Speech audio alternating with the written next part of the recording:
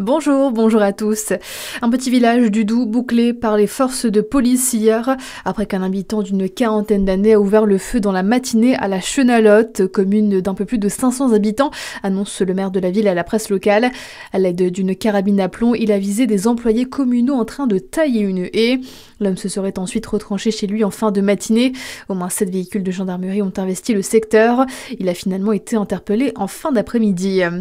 C'est notre vitrine du savoir-faire régional, national, mais aussi international. La foire gastronomique de Dijon se poursuit cette semaine. Près de 400 exposants venus de toute la France et d'ailleurs se réunissent comme chaque année.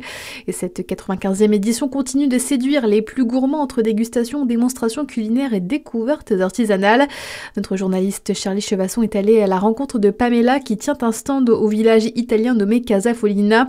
Des spécialités venues de la région de la Calabre, la pointe de la botte italienne. Alors nous, on propose différentes pâtes à tartiner qui sont faites à base de chocolat blanc avec des goûts complètement tous différents. Et ensuite, on a du miel qu'on propose à la bergamote, au citron, au chili. On avait à la truffe, mais malheureusement fureur. Vous pouvez le manger ou sur du sucré comme sur du salé. J'ai proposé même sur des yaourts nature, du fromage blanc accompagné de ce petit miel. Et on a aussi 2 autres épices où on fait, ça sera plus pour accompagner les viandes ou le foie gras, des choses comme ça.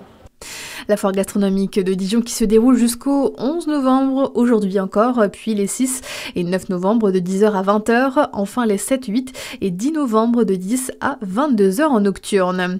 Dans le reste de votre actualité générale, on connaît la date de l'examen de la suspension de la réforme des retraites à l'Assemblée nationale, au plus tôt le 12 novembre, en plein milieu de semaine pour éviter un vote le week-end où les députés sont moins présents d'après les conclusions de la conférence des présidents.